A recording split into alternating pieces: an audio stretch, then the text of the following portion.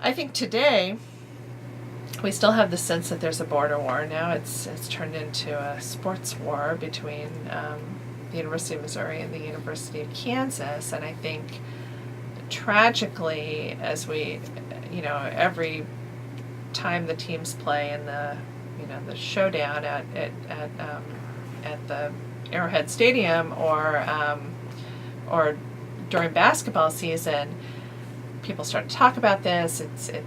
But in very simplistic terms. Good versus evil. You're bad. We're good. It's much more complex than that.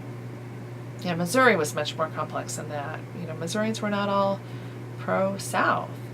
There were some Missourians who were pro-Union and who were, in fact, anti-slavery. Over on the other side of things, it's not like Kansas was some kind of racial utopia. Just a couple of years after the Civil War, Kansans vote again to deny black men the vote, women too. And we can't forget that Brown versus the Board of Education comes out of Topeka, Kansas. So it's much more complex than that. But I think that's why it's important that people try to understand it and to talk about it, and to really understand that here on this border between Missouri and Kansas, some really big issues. I mean, I would argue certainly the central issue of 19th century American history, but even of American history, this issue of slavery and freedom, this issue of race, it was all being discussed and, in fact, fought about on this border between these two states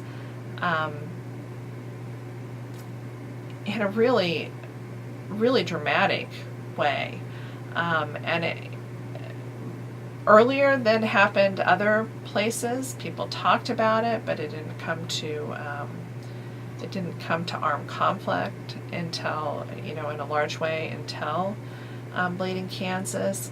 But here were people that were living on what was the sort of fault line of America at that time, and they were coming to terms with it. They were having to live it, and I think that's important to understand, not only for American history, but also to again think about more modern wars. How do people confront a guerrilla insurgency? How do people come back together after conflict has occurred? I think there are a lot of lessons to be learned from this really interesting period in American history.